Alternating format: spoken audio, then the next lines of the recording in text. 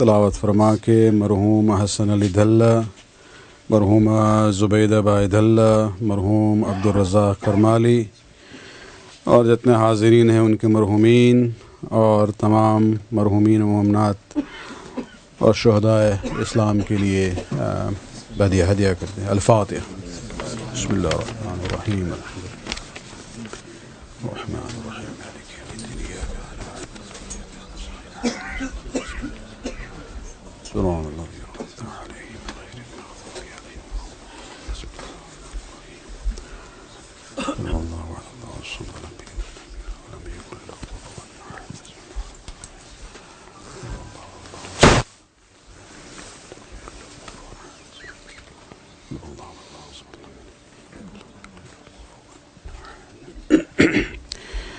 اعوذ باللہ من الشیطان اللعین الرجیم۔ بسم اللہ الرحمن الرحیم۔ الحمد للہ الذی لا يبلغ مدحته القائلون ولا يحصي نعماه العادون ولا يؤدي حقه المجتهدون، الذي بعد فلا يرى وقرب فشهد النجوى تبارك وتعالى، والصلاة والسلام على سيد الأنبياء وخاتم المرسلين وشفيع المذنبين سيدنا ونبينا بالقاسم محمد، اللهم صل على محمد وآل محمد، وعلى أهل بيته الطيبين الطاهرين المعصومين الذين أذهب الله عنهم الرجس وطهرهم تطهيرا، اللهم صل على محمد وآل محمد، واللعنة الدائمة الباقية لأعدائهم ومنكر فضائلهم وغاصب حقوقهم من الآن إلى قيام يوم الدين. أما بعد، فقد قال الله سبحانه وتعالى في كتابه الكريم: وإذا حكمتم بين الناس أن تحكموا بالعدل. صلوات پڑھنے کا اللهم صل على محمد وآل محمد۔ جس دور سے ہم گزر رہے ہیں، اس دور میں ہر قوم کی پکار یہی ہے کہ ہمیں امن و امان چاہیے۔ پیس کا جو لفظ ہے وہ اوور یوز ہوتا ہے، سب کی خواہش ہے اور اس میں کوئی حقیقت کی بات ہے بہرحال اس میں کہ اس میں کوئی فرد یا کوئی قوم یا ملت ایسی نہیں ہے کہ جو پیس اور امن و امان کی خواہش مند نہ ہو۔ اتنے ترقی کے باوجود سائنس اور ٹیکنالوجی کے معاملات کو دیکھیں، لیکن مشکل انسان کی یہ ہے کہ چونکہ یہ دین الہی سے ہٹ چکے ہیں یا دین الہی پر ہیں لیکن صحیح معنوں میں سمجھے نہیں ہیں، انہیں یہ معلوم نہیں ہے کہ امن و امان در حقیقت ایک نتیجہ ہے اس راستے کا جس کا نام ہے عدل۔ پوری قوم جو ہے پیس کی بات کرتی ہے، کوئی جو ہے جسٹس کی بات کرتا ہی نہیں ہے، جبکہ پیس جو ہے اینڈ ریزلٹ ہے جسٹس کا۔ اور عالم اسلام میں بھی اس مسئلے کو اگر آپ دیکھیں تو جس طرح سے خداوند عالم نے عدل کی اہمیت کو بیان کیا ہے، انبیاء اور مرسلین کے بھیجنے کے مقاصد بہت کچھ ہیں۔ سب سے سمپل بات یہ ہے کہ خداوند عالم نے چاہا ہے کہ انسان کی ہدایت کرے، اس لیے 1,24,000 پیغمبر بھیجے ہیں، کچھ لوگوں کے ساتھ کتابیں بھی بھیجی ہیں۔ لیکن ایک آیت ہے جس میں ارشاد ہو رہا ہے کہ ہم نے انبیاء اور مرسلین کو اس لیے بھیجا ہے لِيَقُومَ النَّاسُ بِالْقِسْطِ، تاکہ انسان اپنے معاشرے میں عدل و انصاف سے زندگی بسر کر سکے۔ تو انبیاء اور مرسلین کے بھیجنے کا بھی ایک بنیادی مقصد یہ ہے کہ معاشرے میں عدل و انصاف ہو، اور اسی کے بعد امن و امان آ سکتا ہے۔ اور جہاں تک تصور عدل کی بات ہے، جہاں تک اسلام کی بات ہے، یہ صرف شیعہ مذہب ہے، یعنی ہمیں اس میں پورا رائٹ ہے کہ ہم فخر سے یہ کہہ سکتے ہیں کہ اگر عالم اسلام میں کوئی ایسا مذہب ہے جس نے تصور عدل کو ہمیشہ ترجیح دی ہے، وہ صرف مذہب اہل بیت ہے۔ یعنی ہمیں یہاں ٹیکنیکل مسائل میں نہیں جانا ہے، لیکن اگر آپ ہمارے نظریات کو دیکھیں اصول دین میں بات ہوتی ہے اعتقادات کی، فروع دین میں عملی باتیں ہوتی ہیں۔ اعتقادات میں ہم توحید کی بات کرتے ہیں، خدا کی بات ہوتی ہے، نبوت کی بات ہوتی ہے، قیامت کی بات ہوتی ہے۔ نبوت کے ساتھ ساتھ امامت کا سلسلہ لگا ہوا ہے، وہی ہدایت کا سلسلہ نبوت کے بعد امامت کے شکل میں بدل جائے گا۔ لیکن جب توحید کی بات آتی ہے تو وہاں ہم لوگ خداوند عالم کی وجود کی بات کرتے ہیں، خداوند عالم کے صفات کا ذکر ہوتا ہے اس میں، کہ خداوند عالم کے صفات جو ہیں مختلف قسم کی ہیں، صفات ثبوتیہ، سلبیہ، صفات جلال، صفات جمال۔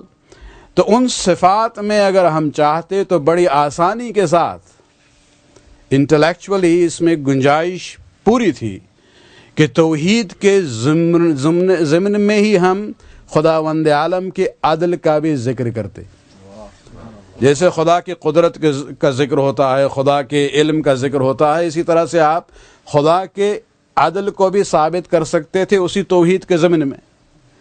لیکن شیعہ مذہب میں اصول دین میں ہم نے توحید کو ایک طرف رکھا ہے اور تو عدل کو ہم نے ایک مستقل اصل قرار دیا ہے۔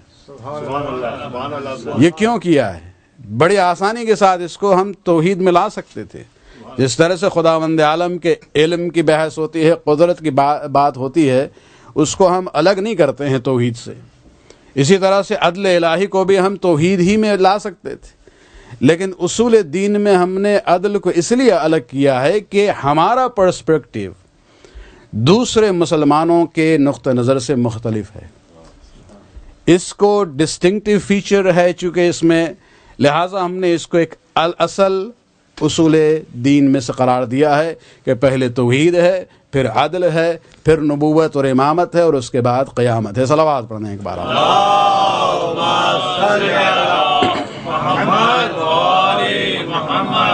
انبیاء اور مرسلین کے سلسلے میں اور ہمارے ائمہ کے سلسلے میں بھی بنیادی شرط شیعہ مذہب میں عصمت ہے۔ عصمت ایک لحاظ سے عدل کا یہ مظہر ہے، کبھی بھی معصوم کو آپ ظالم نہیں پائیں گے۔ معصوم کے ڈیفینیشن میں عدل جو ہے اس میں آلریڈی انکلوڈڈ ہے۔ نہ صرف یہ بلکہ ہم اور لوور لیولز پہ آئیں کہ غیبت کے دور میں جب مرجعیت کی بات ہوتی ہے، تقلید اور مجتہد کی بات ہوتی ہے، تو صرف یہ نہیں دیکھتے ہیں کہ کون جو ہے علمی اعتبار سے قابل ہے، مثلا علم فقہ میں سب سے ماہر کون ہے، بلکہ اس کے علمی اور فقہ کے مہارت کے ساتھ ساتھ ایک بنیادی شرط ہے کہ وہ عادل ہونا چاہیے۔ ممکن ہے آپ کو ابو حنیفہ جیسے کوئی مجتہد ملے، ممکن ہے اپنے وہ علمی لحاظ سے کچھ ہوں، لیکن اگر ان میں عدالت نہیں ہے تو ہم ان کی تقلید نہیں کریں گے۔ تو ہم نے مرجعیت کے سلسلے میں بھی، مجتہدین کے سلسلے میں بھی عدل کو ہے بنیادی شرط وہاں قرار دی ہے۔ جہاں تک قضاوت کا معاملہ ہے، شہود اور گواہ کا معاملہ ہے، وہاں بھی اگر قاضی عادل نہ ہو، اگر شاہد اور گواہ جو ہے عادل نہ ہو تو وہ گواہی مانی نہیں جائے گی۔ بلکہ آپ بہت ہی سمپل لیول پہ آئیے، ایک عام پیش نماز کے بارے میں بھی ہمارے یہاں شرط ہے کہ صرف نماز کے مسائل سے واقف نہ ہو، صرف قرات اور اس کا مخرج صحیح نہ ہو، بلکہ ساتھ ساتھ اس کے کردار میں بھی عدل کا پہلو موجود ہو۔ صلوات پڑھنے ایک بار۔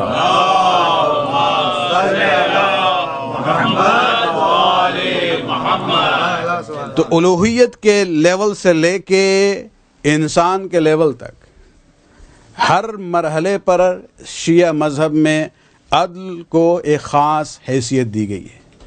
اور اسی لیے اگر آپ مسلمانوں کی جو تھیولوجی کی ہسٹری ہے، تھیولوجی الگ ہے، history of theology is something else, اس کو آپ اسٹڈی کریں تو وہ دیکھیں گے کہ خود مسلم ہسٹورینز نے ایک خاص عنوان دیا ہے، اور وہ لکھتے ہیں کہ العدل والتوحید علویان والجبر والتشبیہ امویان، کہ تصور عدل اور توحید خالص اگر دیکھنا ہو تو یہ علوی مکتب میں ملے گا، اور اگر جبر کے تصور کو دیکھنا ہو اور اللہ کے سلسلے میں تشبیہ کے تصور کو دیکھنا ہے تو وہ مکتب اموی میں ملے گا آپ کو۔ اور یہ تعبیر جو ہے ہم لوگوں کی نہیں ہے، بلکہ یہ جو ہسٹورینز ہیں جنہوں نے تھیولوجی کے ہسٹری کو لکھا ہے، انہوں نے عدل کو منسلک کر دیا ہے علوی مذہب اور طریقے کے ساتھ. صلوات پڑھنا ایک بار.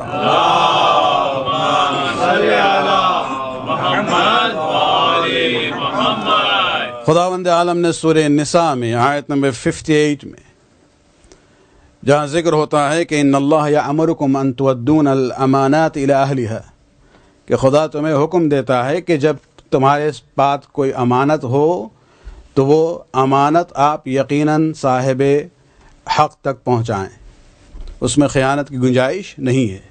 عام طور سے اس آیت کو امانت داری کے حوالے سے پیش کیا جاتا ہے.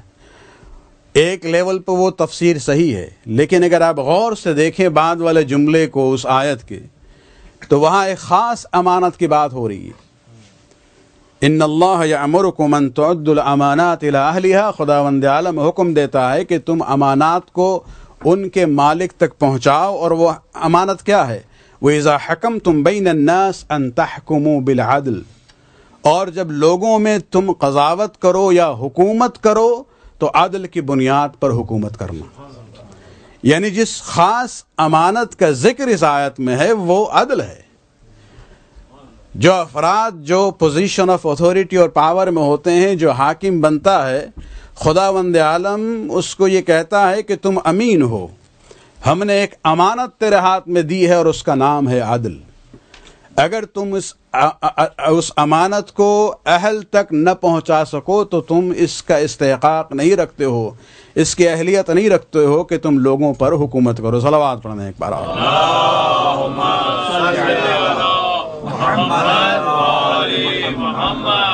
اور اسی عدل کے زاویے سے جب آپ پولیٹیکل سسٹم کو دیکھیں گے، شیعہ اور دوسرے مذاہب میں یہی فرق ہے کہ حکومت کی حقیقت کیا ہے. اگر آپ بنو امیہ کے پرسپیکٹیو سے دیکھیں گے، اموی پرسپیکٹیو حکومت کا یہ ہے کہ حکومت جو ہے مقصد ہے. علوی پرسپیکٹیو کچھ اور ہے. امیر المومنین کی نظر میں حکومت جو ہے وہ مقصد نہیں ہے بلکہ وسیلہ ہے. اور فرق یہ ہے کہ جہاں تک بنو امیہ کا سوال ہے وہ یہ چاہتے ہیں کہ بس حکومت ہمارے ہاتھ میں آ جائے. آپ نے صلح امام حسن میں دیکھا ہے کہ تمام قرارداد جو ہے امام نے اس میں لکھی ہیں، آخر میں کیا کرتا ہے معاویہ؟ کوفی کے گیدرنگ میں اس جو پیکٹ تھا، جو صلح نامہ تھا، اس کو اس نے پھاڑ دیا، اور اس کے الفاظ ہیں کہ یہ صلح نامہ تحت قدمی، یہ ہمارے پیروں کے نیچے ہے. یہ مت سمجھنا کہ ہم نے حکومت اس لیے حاصل کی ہے تاکہ تم نماز پڑھو، روزہ رکھو، حج کرو، زکوٰۃ ادا کرو اور تم میں عدل و انصاف ہو. ہم نے صرف اس لیے حکومت حاصل کی ہے تاکہ تم پر حکومت کر سکیں. تو مقصد جو ہے، جہاں حکومت مقصد بن جائے، یہ بنو امیہ کی سیاست ہے. لیکن آپ امیر المومنین کے نقطہ نظر کو اگر دیکھیں تو امیر المومنین اس سلسلے میں بالکل کلیئر ہیں کہ ہمارے لیے حکومت جو ہے وہ مقصد نہیں ہے بلکہ وسیلہ ہے. وسیلہ ہے عدل و انصاف کو معاشرے میں پھیلانے کے لیے. اگر کوئی شخص عدل و انصاف کو معاشرے میں نہیں پھیلا سکتا ہے تو اس نے امانت میں خیانت کی ہے، اور وہ اس کی اہلیت نہیں رکھتا ہے کہ وہ مسلمانوں پر حکومت کرے. اس کی 2-3 مثال ہم دیکھیں آج کے حالات کو بھی دیکھتے ہوئے. اپنے اس مذہب کے امتیاز کو آپ کے سامنے ہم پیش کرنا چاہیں گے. صلوات پڑھنا ایک بار.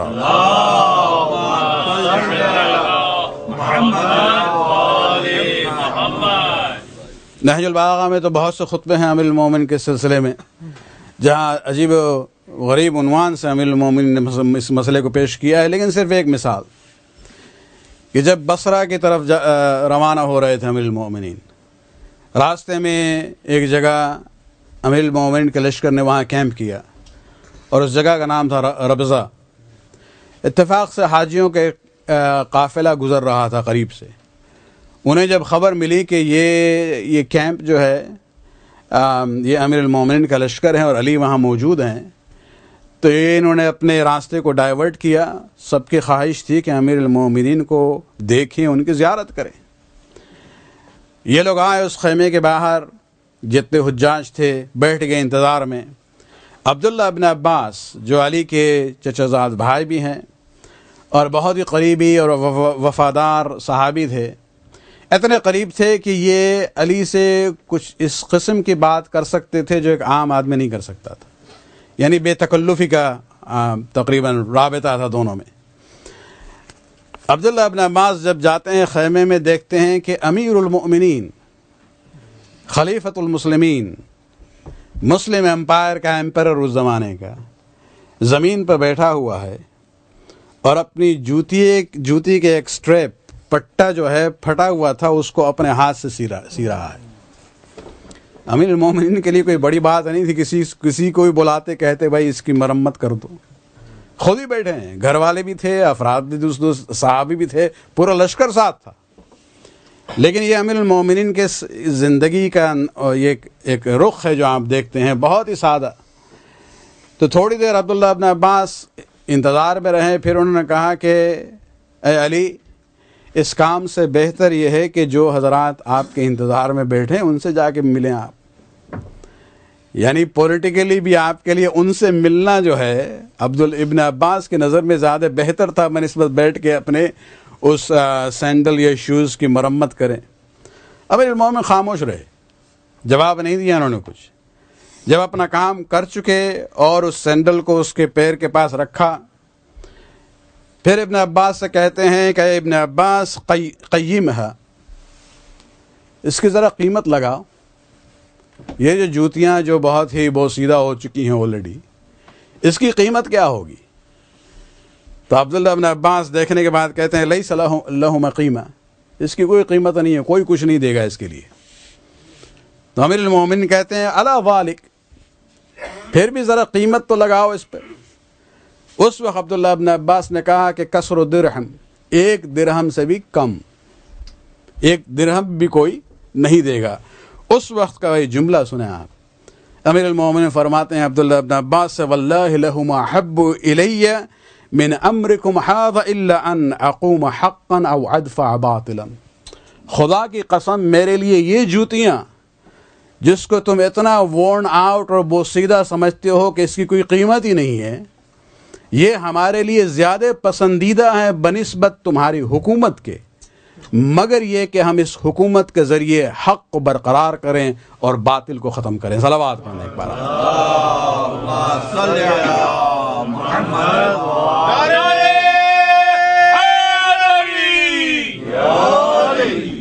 تو یہ پرسپیکٹیو ہی بالکل الگ تھا. افسوس ہے کہ عالم اسلام میں آپ کو بہت ہی مشکل سے، تاریخ اسلام میں بھی بہت ہی مشکل سے وہ مثالیں ملیں گی جہاں علی کی پیروی کی گئی ہو.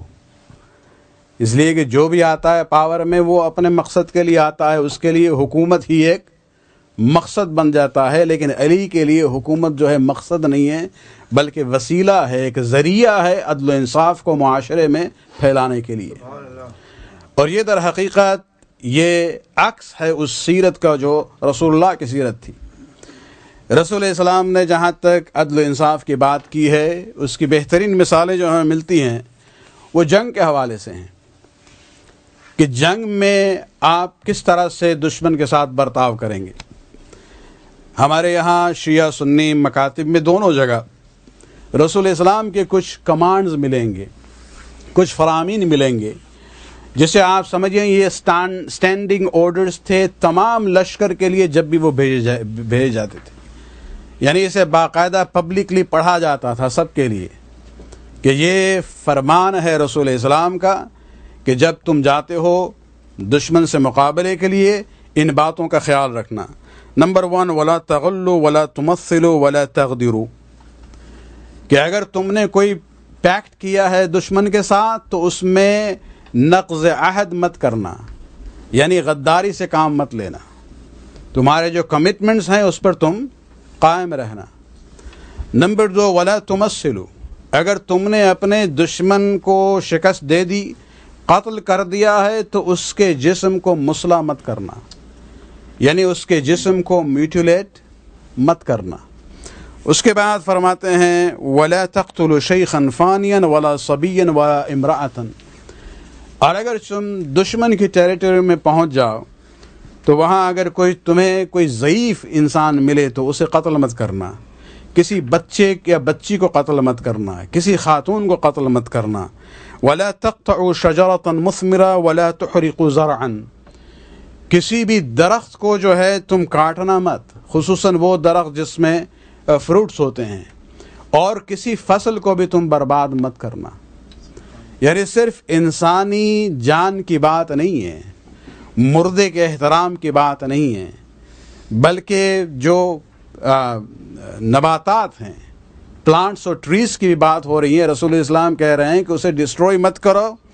وَلَا تَعْقِرُوا مِنَ الْبَهَائِمِ، اور ان کے جانوروں کو بھی قتل مت کرنا، برباد مت کرنا، ان کے پانی میں بھی جو واٹر سورس ہے اس میں زہر مت ڈالنا۔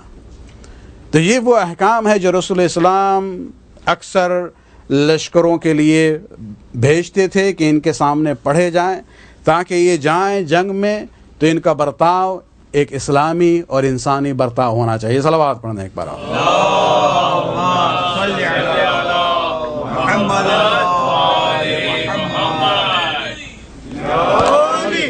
جنگ بدر کی مثال آپ دیکھ لیں۔ جنگ بدر اس لیے تاریخی اعتبار سے اہم ہے کہ یہ پہلی جنگ ہے تاریخ اسلام میں۔ اس میں نمبرز کے اعتبار سے مشرکین جو ہیں زیادہ تر جوان تھے، مسلح تھے اور تیار ہو کے آئے تھے۔ اور اگر آپ اس لوکیشن کو دیکھیں تو یہ مدینہ سے قریب ہے، مکہ سے دور ہے۔ لشکر یہ لے کے آئے تھے، مسلمان وہاں نہیں گئے تھے، مسلمانوں نے صرف اپنا دفاع کیا ہے۔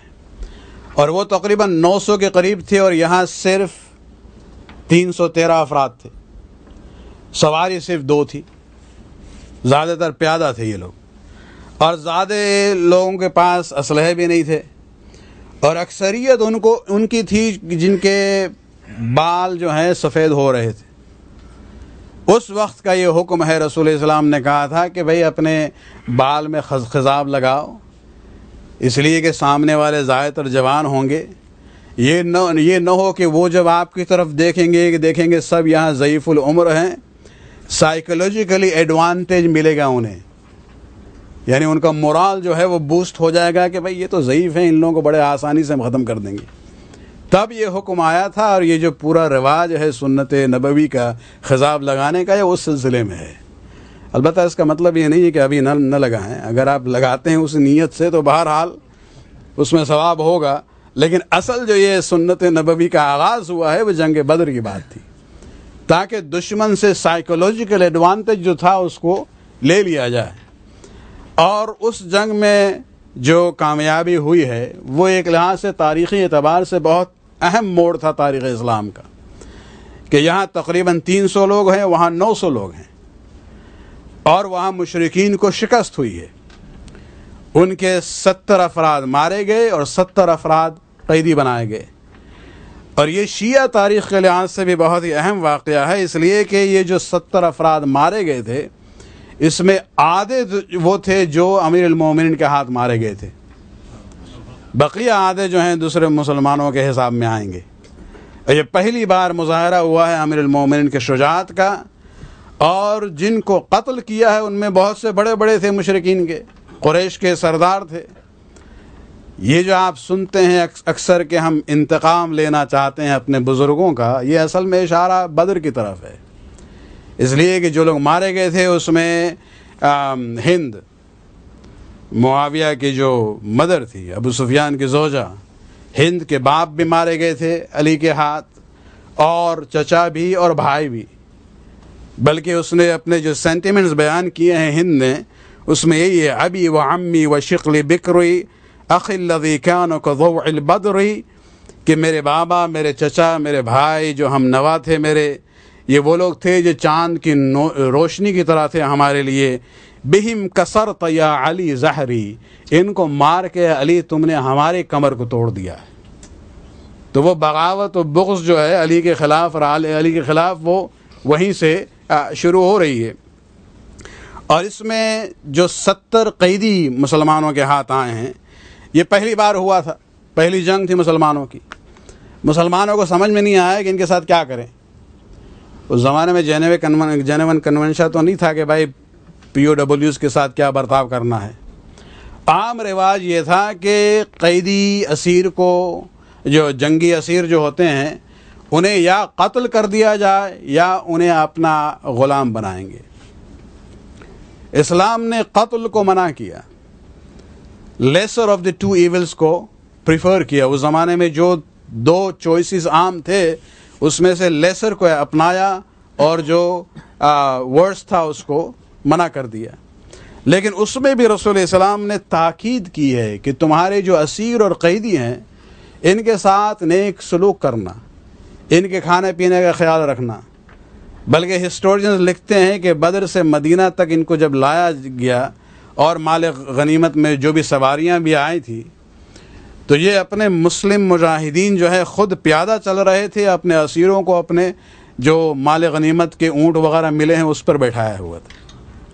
اور راستے میں اگر رکے ہیں کھانے کے لیے، کھانا زیادہ نہ تھا تو روٹی انہیں دیتے تھے، خود جو ہے خرمے پہ اکتفا کرتے تھے. جس پر خود جو کچھ اسراء اور قیدی تھے ان کے دل میں بھی ایک جذبہ پیدا ہوا کہ بھائی یہ دین جو ہے ہمیں صحیح نظر آتا ہے، یہ لوگ ان کو اپنی طرف لے کے آئے ہیں اپنے اخلاق کے ذریعے، اپنے تلوار کے ذریعے نہیں لائے ہیں. صلوات پڑھنے ایک بار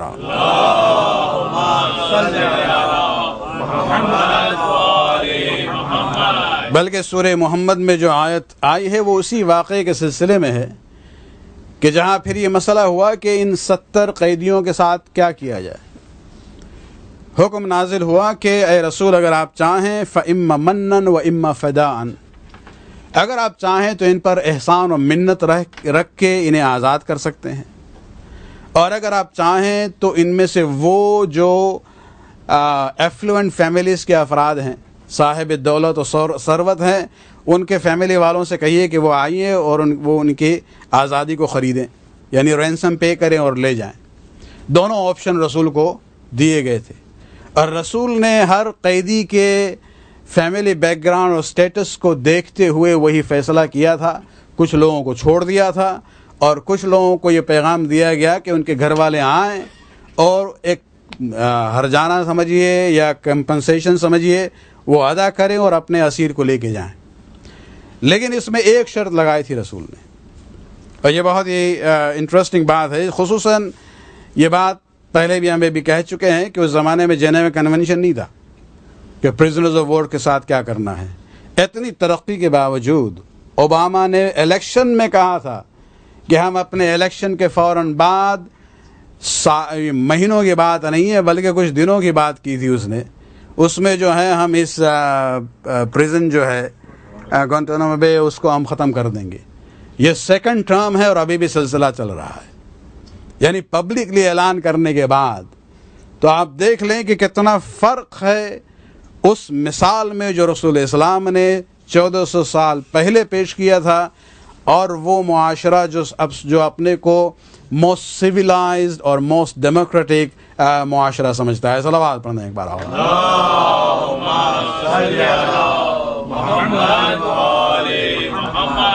لیکن ان قیدیوں میں کچھ ایسے تھے کہ جو لکھنا پڑھنا جانتے تھے. رسول اسلام نے ان کے لیے خاص شرط رکھی کہ تمہاری آزادی کی شرط یہ ہے کہ تم ہمارے ہر وہ قیدی جو لکھنا پڑھنا جانتا تھا اس سے یہ کہا گیا کہ تم ہمارے 10 مسلم بچوں کو لکھنا پڑھنا سکھاؤ اور اس کے بعد تم آزاد ہو. یہ اس زمانے کی بات ہو رہی ہے جب کوئی UN کا وہ لٹریسی کمپین کی بات نہیں تھی. اس زمانے میں لکھنا پڑھنا جو ہے بہت ہی ریئر کموڈٹی تھی. ہسٹورینز لکھتے ہیں کہ اس زمانے میں مکہ اور مدینہ میں کتنے افراد تھے، باقاعدہ ان کی لسٹ تھی کہ جو لکھنا پڑھنا جانتے تھے. یعنی اتنے کم تھے کہ آپ ان کی لسٹ بنا سکتے تھے. اور اس معاشرے میں رسول اسلام نے چاہا کہ علم کو فروغ دیا جائے، لٹریسی کو فروغ دیا جائے، چاہے اس کے لیے کافر ٹیلنٹ کا استعمال کیوں نہ ہو. یعنی رسول نے دشمن کے اس ٹیلنٹ کو دیکھا اور اس کو یوز کرنے کی بات کی. ہماری مینٹلٹی کیا ہے آج کل؟ جہاں تک مکتب صحابہ کا نمونہ جو نظر آتا ہے طالبانی شکل میں، ان کو پہلی بار حکومت ملی افغانستان میں تو انہوں نے کیا کیا؟ سب سے پہلا کام یہی کیا کہ لڑکیوں کے اسکول کو بند کر دیا۔ اگر وہ کو ایجوکیشن کی بات تھی تو پھر بھی بات سمجھ میں آتی، لیکن نہیں، وہ گرلز اسکول تھی ایکسکلوسیولی جن کو انہوں نے بند کیا اور کہا کہ تم جاؤ گھر بیٹھو۔ یعنی یہ حماقت کا ایک نمونہ ہے کہ ایک طرف آپ بچیوں کو تعلیم حاصل کرنے سے روک رہے ہیں اور دوسری طرف خواتین سے آپ کہتے ہیں کہ آپ بیمار اگر ہو جائیں تو صرف لیڈی ڈاکٹر سے معالجہ کرائیں۔ جب آپ لڑکیوں کو اسکول جانے نہیں دیں گے، تعلیم حاصل کرنے نہیں دیں گے تو لیڈی ڈاکٹرز آئیں گی کہاں سے؟ انلیس آپ جو ہیں جا کے وہ کافر اور دوسرے اقوام سے لے کے آئیں، تو خود اس میں ایک تضاد ہے، کنٹرڈکشن ہے، یہ مضحکہ ہے اسلام کا۔ اور ہم اس اسلام کو قطعاً نہیں مانتے ہیں، اس لیے کہ ہم نے خود رسول کی زندگی میں یہ مثال دیکھی ہے کہ جس زمانے میں لکھنا پڑھنا جو ہے ریئر کموڈیٹی تھی، رسول اسلام نے ایک کافر، وہ بھی کافر جو دشمن ہے، پرزنر آف وار کی حیثیت سے آیا ہے، اس کے ٹیلنٹ کو بھی رسول اسلام نے اسلامی معاشرے کی بہتری کے لیے استعمال کیا ہے۔ صلوات پڑھنا ایک بار۔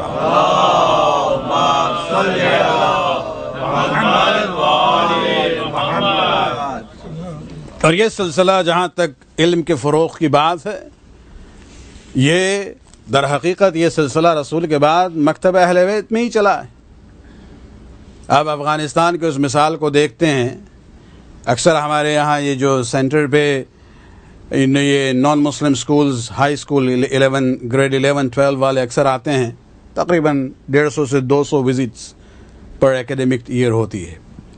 اس میں ہمارے ایک تقریر کے بعد پھر کوشچن آنسرز کا وقت زیادہ ہم دیتے ہیں۔ اس میں یہ مسئلہ ہمیشہ اٹھتا ہے، خصوصاً طالبان کے زمانے میں عروج تھا، اور اس وقت ہم یہی کہتے تھے کہ بھائی don't look at that one version of Islam, why don't you look at the other side of the border, جہاں وہ لوگ ہیں جو مکتب اہل بیت کو ماننے والے ہیں۔ ایران کے یونیورسٹیز میں جا کے دیکھیں تو آپ کو سائنس کے فیلڈ میں بھی لڑکیوں کی تعداد لڑکوں سے زیادہ ملے گی۔ And that is the example جو دیا جاتا ہے، this is a contrast۔ وہ مکتب صحابہ کا نمونہ ہے اور یہ مکتب اہل بیت کا نمونہ ہے۔ صلوات پڑھنا ایک بار۔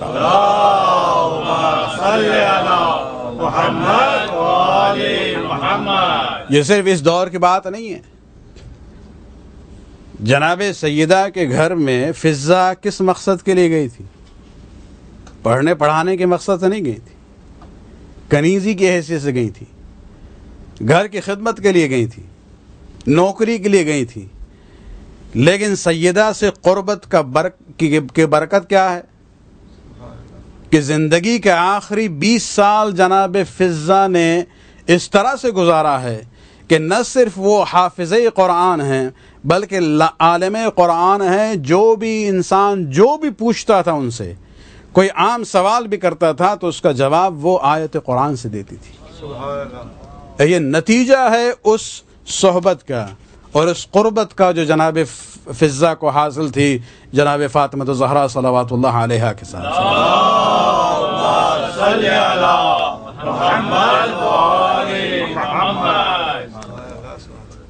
یہ جو رویہ ہم لوگ دیکھتے ہیں، اگر آپ تاریخ سے ملائیں، اسلام نے جو کچھ پیش کیا تھا عدل و انصاف کے سلسلے میں، دوسروں کے ساتھ بھی کس طرح سے سلوک کیا جائے، یہ دو پرسپیکٹیو کی جو بات ہوتی ہے، یہ صرف ضد کی بنیاد پر نہیں ہے۔ ہم دیکھتے ہیں کہ وہ اسلام جو رسول اسلام لے کے آئے تھے، وہ صحیح معنوں میں اہل بیت نے اس کو محفوظ کیا ہے، اور اس لیے ہم ان کے راستے کو ترجیح دیتے ہیں اس راستے کے مقابلے میں جسے مکتب صحابہ کہا جاتا ہے۔ ابھی بھی دیکھیں نمونہ، آپ وہابی ٹیررسٹ اور سلفسٹ کو دیکھ لیں، ان کا برتاؤ دوسروں کے ساتھ کیا ہے؟ وہ کافروں کی بات تو چھوڑیے، جو کلمہ پڑھنے والے ہیں ان کے ساتھ کیا برتاؤ ہے۔ یہ مثال اکثر ہم دیتے ہیں، لیکن صرف اپنے پوائنٹ کو یہاں پروف کرنے کے لیے کہ کسی بھی مسلم معاشرے سے آپ جا کے پوچھئے کہ ہفتے میں 7 دن ہوتے ہیں، آپ کے 7 دنوں میں سے ہفتے میں مقدس ترین دن کون سا ہے؟ وہ کہیں گے جمعہ۔ آپ کے شہر میں مقدس ترین جگہ کون سی ہوتی ہے؟ وہ کہیں گے مسجد، خصوصاً اگر وہ جامع مسجد ہو۔ جمعہ کا دن مسجد جگہ ہے، اور اس جمعہ کے دن میں جو وقت ہے، مقدس ترین وقت کون سا ہے؟ وہ نماز جمعہ کا وقت ہے۔ تو دن کے اعتبار سے تقدس ہے، جگہ کے اعتبار سے تقدس ہے، وقت کے اعتبار سے تقدس ہے، اور آپ جو ہیں بوم کا ایکسپلوژن کرتے ہیں اسی مسجد میں جا کے، اسی دن اور اسی گھڑی میں۔ اور آپ کس کو ہلاک کرتے ہیں؟ ہلاک ان کو کرتے ہیں جو نمازی ہیں۔ یہ نہیں کہ آپ بار اور کسینہ میں کہیں گئے ہیں، وہ بھی اس طرح سے کرنا غلط ہوگا، اس کا بھی ایک طریقہ ہے اگر ڈیل کرنا ہے اس کے ساتھ تو، لیکن وہ طریقہ نہیں ہے۔ آپ مسجد میں جاتے ہیں، جمعہ کے دن جاتے ہیں، نمازیوں کو ہلاک کرتے ہیں جو بے گناہ ہیں بالکل۔ یہ در حقیقت یہ وہی راستہ ہے جو بنو امیہ کا راستہ تھا۔ سیریا میں جو آپ دیکھ رہے ہیں، افغانستان میں دیکھ چکے ہیں ہم لوگ، پاکستان کے حالات آپ حضرات کے سامنے ہی ہیں۔ سیریا میں جو بہت ہی بھیانک شکل سامنے آئی ہے، جس نے ویسٹرن پاورز کے آنکھ کو بھی کھول دیا ہے، مکمل طور پہ تو نہیں لیکن کافی حد تک، کہ یہ مردے کا بھی احترام نہیں کرتے ہیں، کہ ایک مردہ سپاہی کے سینے کو چاک کر کے اس کے ہارٹ کو نکال کے چبانے کی کوشش کرنا، یہ ویسٹرن لوگوں کے لیے شاید نئی بات ہو، لیکن ہم جانتے ہیں کہ اس کا سلسلہ ملتا ہے احد سے، اور یہ سیرت ہے بنو امیہ کی۔ تو ان کا راستہ چاہے یہ کہیں یا نہ کہیں وہیں پہ جا کے ملتا ہے۔ جبکہ آپ مکتب اہل بیت کو دیکھیں، ان کے تعلیم کو دیکھیں، ان کے صبر و تحمل کو دیکھیں، چونکہ ان کے مذہب میں عدل کی بات ہوتی ہے۔ اس دور میں مڈل ایسٹ میں، لبنان میں شیعہ مجاہدین بھی ہیں، لیکن ان کے بارے میں آپ نہیں دیکھیں گے کہ مارکیٹ پلیس میں جا کے کچھ ایکسپلوژن کر رہے ہیں یا مسجد میں جا کے کر رہے ہیں۔ نہیں، وہ اگر حملہ کریں گے تو انہی پر حملہ کریں گے جن کے ساتھ جنگ ہو رہی ہے۔ یہی شجاعت کی علامت ہے، یہی مردانگی ہے، اور اس کی بنیاد وہ مذہب ہے جسے ہم مذہب اہل بیت کہتے ہیں۔ صلوات پڑھنے کے اللہم صلی علی محمد و آل محمد۔ العدل والتوحید علویان والجبر والتشبیہ امویان۔ راستے ہمارے بالکل کلیئر ہے، موقف ہمارا کلیئر ہے، ہمارا امیج اسلام کے بارے میں کلیئر ہے کہ ہم لوگ علی کے ماننے والے ہیں اور عدل انصاف کی بنیاد پر اپنے اس سسٹم پر چلنا چاہتے ہیں۔ اس کی ایک اور مثال دے کر ہم مجلس کو ختم کرنا چاہیں گے۔ ایک خاتون تھی جن کا نام تھا سودہ بنت عمارہ الحمدانیہ۔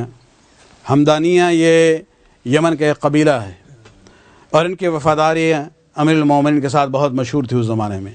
انہوں نے بہت ساتھ دیا تھا امیر المومنین کا، بلکہ امیر المومنین فخریہ طور پہ ان کا ایک شعر ہے اس سلسلے میں کہ اگر خدا جو ہے مجھے جنت کا پاسبان بنا دے تو ہم اہل ہمدان سے کہیں گے کہ تم سب ادخلوها بسلام آمنین۔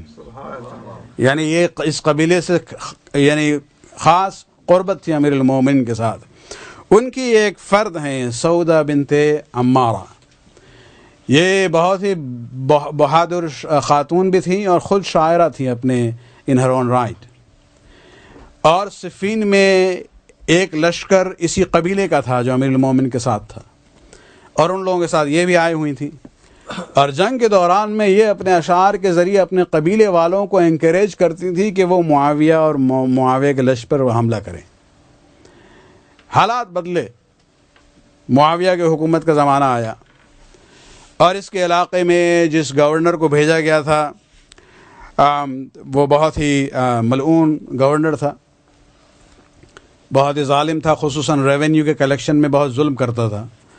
قبیلے والوں کی ہمت نہ ہوئی کہ وہ معاویہ کے پاس شکایت لے کے جائیں۔ آخر میں انہوں نے درخواست کی سودا سے کہ آپ ہی یہ کر سکتی ہیں۔ اسی سے اندازہ ہوتا ہے کہ قوم کے قبیلے کے نظر میں بھی ان کے شجاعت بہت ہی مشہور تھی۔ اس نے کہا ٹھیک ہے ہم جاتے ہیں۔ وہ جاتی ہیں آل دی وے شام دمشق میں، جب اندر خبر دی گئی معاویہ سے کہ یہ سودا بنت حمدانیہ آئی ہیں، تو جتنے حوالی موالی تھے معاویہ کے، انہوں نے کہا کہ یہ وہی ہے جو یہ پڑھا کرتی تھی. یعنی انہیں وہ اشعار یاد ہو چکے تھے جو یہ بیان کرتی تھی ان کے خلاف. اس کا مطلب ہے کہ اس کا امپیکٹ اتنا تھا کہ دشمن نے بھی اس کو یاد رکھا ہوا تھا. معاویہ نے کہا ٹھیک ہے ان کو بلاؤ اندر. جب وہ آتی ہیں تو معاویہ نے کہا کہ آپ ہی ہیں جو یہ پڑھا کرتی تھی، وانصر علی والحسین ورحتہ واقصد لہند وابنہا بہوان.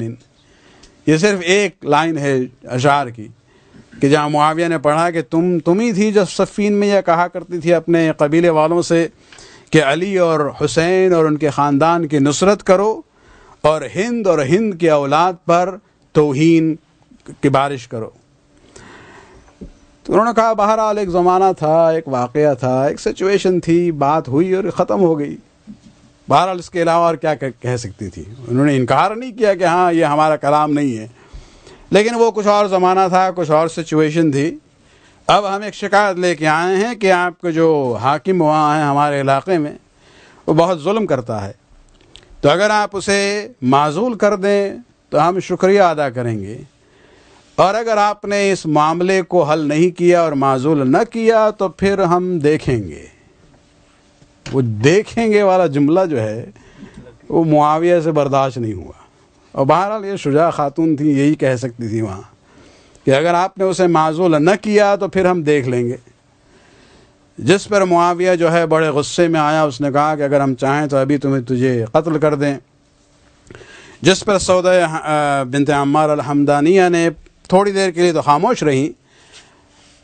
آخر میں فی البدی 2 شعر کہے ہیں جس میں فرماتی ہیں صلی العلا علی روح تضمنہ قبر فعصبہ فیہ العدل مدفونا.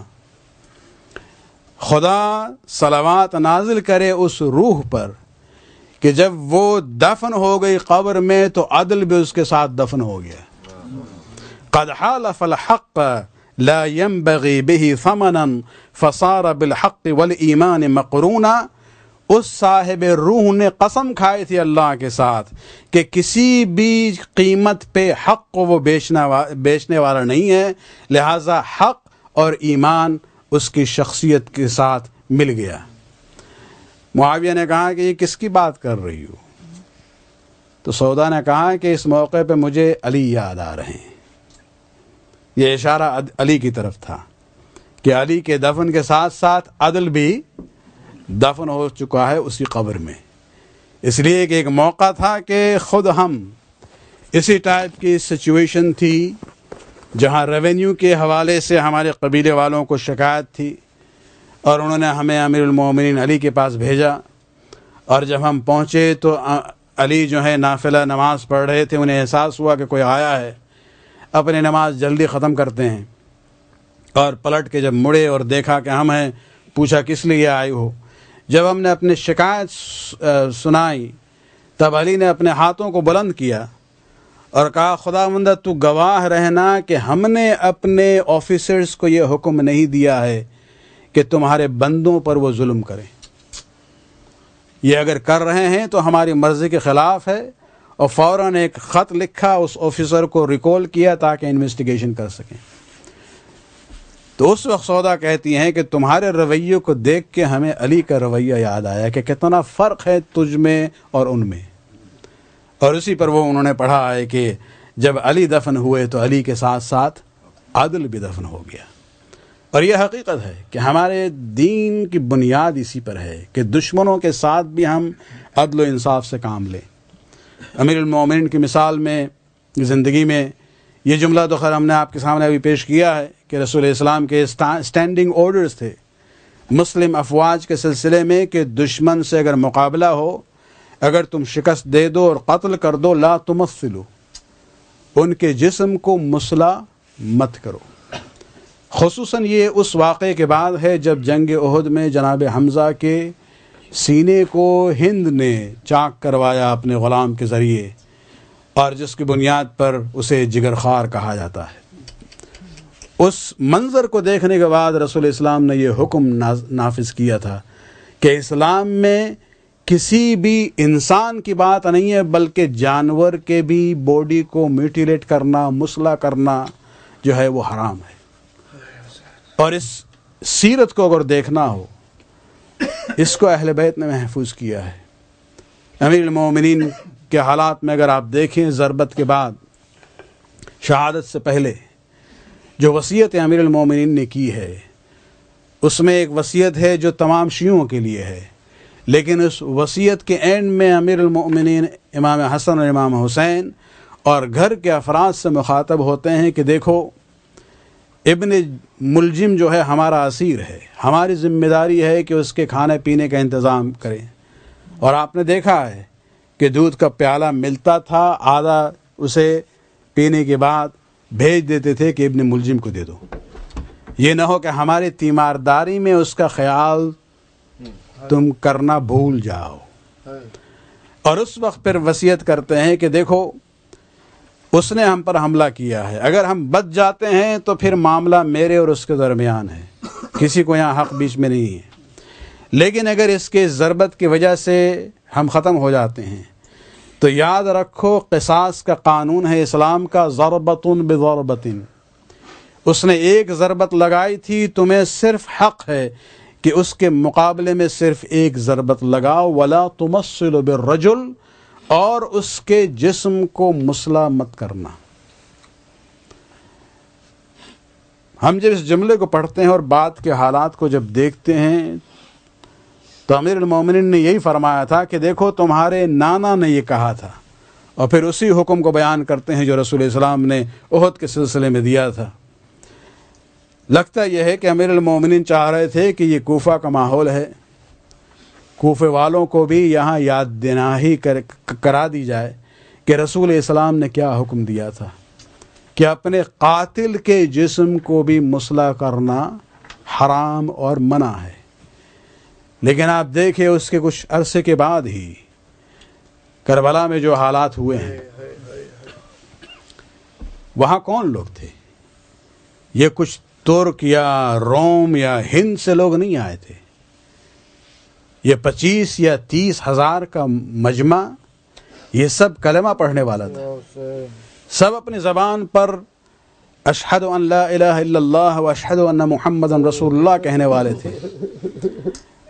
آپ کو مخالفت تھی حسین کے ساتھ، ٹھیک ہے، مخالفت ہوئی، حسین نے آپ کے شرائط کو نہیں مانا، اور آپ نے 2 آپشنز دیے تھے، یا بیعت یا قتل، وہ قتل کے لیے تیار ہو جاتے ہیں، جنگ ہوتی ہے، آپ نے حسین کو قتل کر دیا، معاملہ وہاں پر رک جانا چاہیے تھا۔ لیکن عزاداران حسین، جو مناظر ہم نے کربلا میں دیکھے ہیں، بعید ہے کہ ان لوگوں کو ہم مسلمان بھی کہہ سکیں۔ یہ کافر بھی نہیں ہے، یہ کافر سے بھی بدتر ہیں، ان میں ذرہ برابر بھی انسانیت نہیں ہے۔ امام حسین علیہ السلام کو قتل تو انہوں نے کیا ہے، امام کے سر کو تن سے جدا کیا ہے۔ عزاداران حسین، ہمارے تمام ائمہ میں سب کے سب سوائے حضرت حجت جو بھی موجود ہیں، سب کو ہم شہید کہتے ہیں۔ زیادہ تر کی شہادت جو ہے زہر کے ذریعے ہوئی ہے، صرف 2 موقع پہ تلوار کا استعمال ہوا ہے، ایک علی کے سلسلے میں اور حسین کے سلسلے میں، لیکن ان دونوں میں بھی آسمان و زمین کا فرق ہے۔ علی پر تلوار چلی تھی، وہ تلوار جو زہر میں ڈوبی ہوئی تھی، اور 2 دن کے بعد شہادت ہوتی ہے، لیکن جب ابا عبداللہ الحسین کا سلسلہ ہے، وہاں خنجر چلائی گئی ہے، وہاں حسین کے سر کو تن سے جدا کیا گیا ہے جب حسین زندہ تھے، اور اسی لیے تمام ائمہ میں حسین کو کہا جاتا ہے یہ ذبیح ہیں۔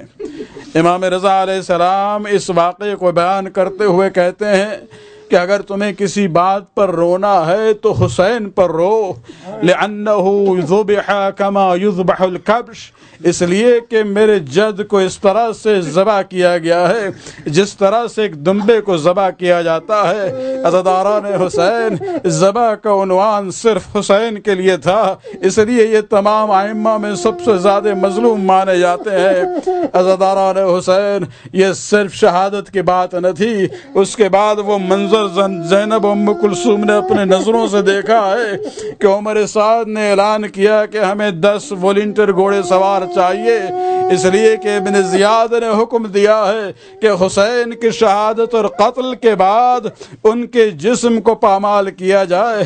عزاداران حسین، کچھ علماء بیان کرتے ہیں کہ اور بھی لاشوں کو لایا گیا، لیکن یزیدی لشکر کے مختلف قبیلوں نے آ کے اپنے قبیلے کے افراد کے لاشوں کو ہٹا لیا، لیکن آخر میں ایک لاشا پڑا رہا۔